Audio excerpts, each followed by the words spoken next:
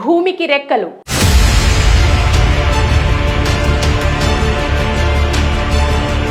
భూమిపై అత్యంత విలువగల తరగని ఆస్తి ఏదైనా ఉంది అంటే అది భూమి మాత్రమేనని ఎవరిని అడిగినా చెప్తారు.